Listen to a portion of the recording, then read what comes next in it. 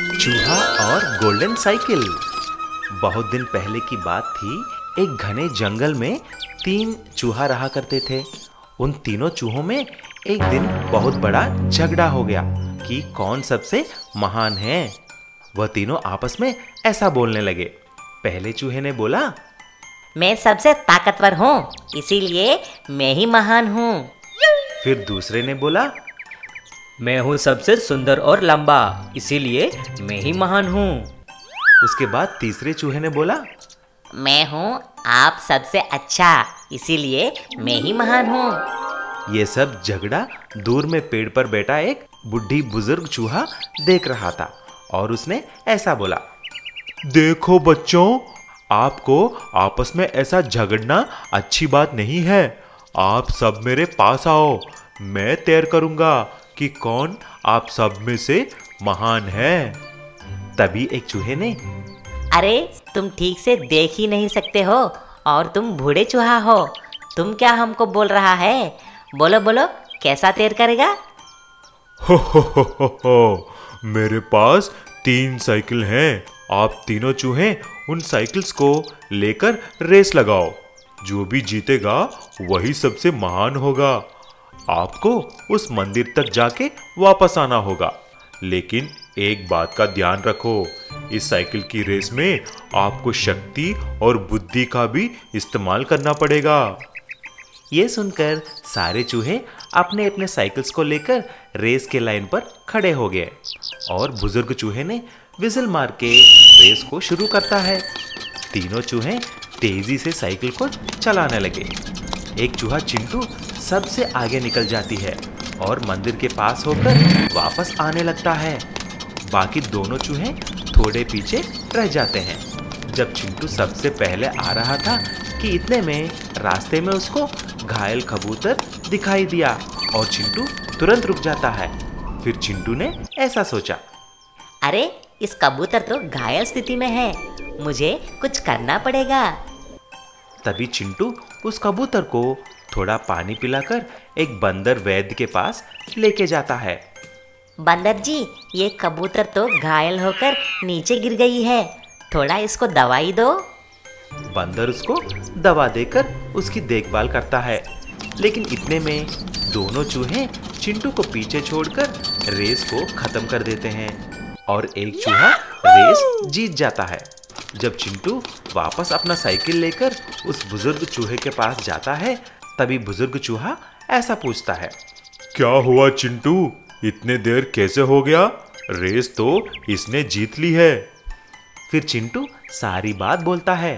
तभी बुजुर्ग चूहा ऐसा बोला, अरे चिंटू, आप ही सबसे महान हैं, क्योंकि चिंटू ने पहले स्थान में होते हुए उस घायल कबूतर को बचाया है। महान होने के लिए केवल ताकत ही नहीं, बल्कि बुद्धि और दूसरे जानवरों पर दया भी होना चाहिए। ये लो चिंटू, मैं तुमको इनाम के तौर पे एक गोल्डन साइकिल इनाम में दे रहा हूँ। ये तुम्हारा प्रतिफल है।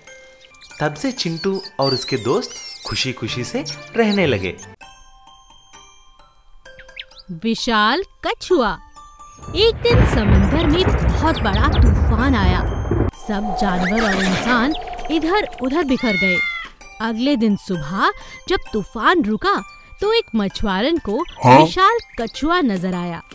अरे क्या, इतना बड़ा कछुआ? देवा रे देवा, मैंने तो इतना बड़ा कछुआ पहले कभी नहीं देखा। जरूर ये रात में तूफान के समंदर से बाहर आया है। इसके पास जाकर देखती हूँ जिंदा है या मर गया। अरे अरे, ये तो घायल है और जिंदा भी। मुझे कुछ करना चाहिए। बेचारा, इसके लिए क्या करूँ? भगवान मेरी मदद करो।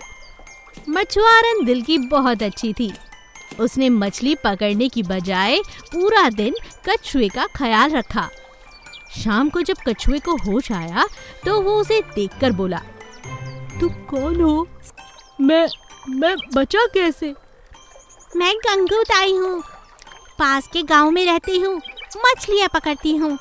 तुम्हें सुबह यहाँ घायल देखा तो तुम्हें दवा दी। और कैसे हो तुम? तुम्हें यहाँ कभी पहले नहीं देखा। तुम ठीक तो हो ना? हाँ शुक्रिया, मैं ठीक हूँ। मैंने कभी पहले इंसान से बात नहीं की। मैंने भी कभी किसी कछुए से बात नहीं की रे। तुम्हारे जितना बड़ा कछुआ तो मैंने जिंदगी में नहीं देखा और ना ही सुना। एक बात बताओ, तुम कितने साल के हो? कछुए ने जवाब दिया, मैं 90 साल का हूँ। बाहर आऊंगा तो इंसान पकड़ लेंगे, ऐसा माँ कहती है। मगर तुम तो बहुत अच्छी हो, तुमसे मिलकर अच्छा लगा। सच, मुझे भी तुमसे मिलकर बहुत अच्छा लगा। लेकिन अब तुम वापस चले जाओ। हाँ, अगर इंसान ने तुम्हें देख लिया तो तुम्हें पकड़कर खा जाएगा या फिर तुम्हें सर्कस में बंद कर देगा। सर्कस? वो क्या होता है? जहाँ पर बड़े बड़े जानवरों को शहर में रखते हैं, लोग उन्हें देखने आते हैं, पैसा देते हैं और फिर उनका तमाशा देखते हैं। उन्हें पिंजरे में बंद कर दिया जाता है, सभी जानवरों को। अच्छा, तो माँ ठीक कहती है। मैं वापस जाना चाहता हूँ। हाँ, ठीक है, अपना ख्याल रखना। ऐसा कहकर कछुआ वापस समंदर में चला जाता है और गंगू ताई को बहुत धन्यवाद कहता है। बिल्ली और खरगोश का फुटबॉल गेम। बिल्ली और खरगोश गांव के बच्चों को छुप छुप कर फुटबॉल खेलते हुए देखते थे और बहुत खुश होते थे। बिल्ली देखो, कितना बढ़िया गोल मारा है। वाह, फुटबॉल खेलते हुए ये बच्चे कितने प्यारे लगते हैं। हाँ, ये तो तुमने मेरे मन की बात कह दी। काश हमारे पास भी एक फुटबॉल होती। एक दिन हमेशा की तरह बिल्ली और खरगोश बच्चों को खेलते हुए देख रहे थे और तभी एक बॉल दूर उछलकर जंगल में चली गई। वहाँ खेलते हुए मिंटू ने कहा, वाह कितना अच्छा था। बॉल तो बहुत दूर चली गई है, हमें जंगल की तरफ नहीं जाना चाहिए, मम्मी ने मना किया है। ये लो, मेरे पास एक बॉल है, इसी से दोबारा खेल शुरू करते हैं। बच्चों ने दोबारा खेल शुरू कर दिया और इस बात का फायदा बिल्ली और खरगोश ने उठाया। बिल्ली ने खरगोश से कहा, अरे खरगोश दोस्त, चलो उस बॉल को ढूंढते हैं, अगर मिल गई तो हम भी फुटबॉल से खेल सकते हैं। ये तो तुमने बहुत अच्छी बात कही बिल्ली, चलो चलते हैं। दोनों मिलजुल कर पूरा जंगल छान मारते हैं, लेकिन उन्हें फुटबॉल कहीं नहीं मिलती। अरे बिल्ली, कहाँ गई ये फुटबॉल, मिलती क्यों नहीं? मुझे लगता है किसी पेड़ पर फंसी होगी, चलो ऊपर भी देखते हैं। दोनों ने पेड़ों को भी देखना शुरू कर दिया। अचानक उनकी नजर बॉल पर गई। वो देखो, वो रही बॉल। बिल्ली तुरंत बॉल को नीचे उतार देती है और दोनों खेल खेलना शुरू कर देते हैं। अरे वाह, कितना मजा आ रहा है बिल्ली, ये बॉल तो बिल्कुल सही है, सलामत है। हाँ, तुमने ठीक कहा। आज मैं बहुत खुश हूँ, हमें फुटबॉल मिल गई। अब हम रोजाना इसी तरह मैदान में फुटबॉल खेलेंगे। दोनों हर रोज आते और शाम के समय घंटों मैदान में फुटबॉल खेलते। उनका मजेदार खेल देखकर गांव के बाकी जानवर भी फुटबॉल खेलना चाहते थे, तो उनके पास बंदर आया। अरे वाह, तुम लोग तो बहुत अच्छी फुटबॉल खेलते हो, कहाँ मिली ये फुटबॉल? क्या तुम मुझे भी अपने साथ खिलाओगे? हाँ, क्यों नहीं, मगर इतने सवाल मत करो, चलो खेलते हैं। धीरे धीरे सभी जानवरों को खरगोश और बिल्ली फुटबॉल खेलना सिखा देते हैं और सब खुशी खुशी जंगल में खेलने लगते हैं। एक दिन जंगल में सुबह सुबह जब राजा शेर अपनी गुफा से बाहर निकला तो उसने देखा कि एक साधु बाबा समाधि लगाए हुए उसकी गुफा के पास एक पेड़ के नीचे बैठे साधना कर रहे हैं। इसकी इतनी हिम्मत, लगता है ये खुद ही मेरा खाना बनने के लिए यहाँ आ गया है। मूर्ख कहीं का, अब इसे मेरा भोजन बनने से कोई नहीं रोक सकता। शेर की हंसी सुनकर साधु बाबा की आंख खुल गई। उन्होंने राजा शेर को आते हुए देखा और हाथ जोड़कर खड़े हो गए और कहा, राजा शेर, मुझे माफ करें, आपको नींद से जगाना मुझे सही नहीं लगा, इसीलिए यहाँ आपका इंतजार करने लगा। मुझे आपसे कुछ बात करनी है। मुझसे क्या बात करनी है आपको? आज से मैं यहीं बैठकर समाधि में रहना चाहता हूँ, शक्तियों को पाना चाहता हूँ।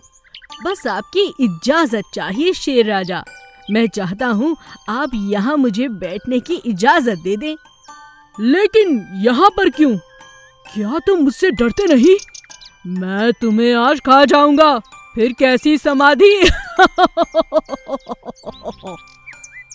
मेरी बात ध्यान से सुने शेर राजा।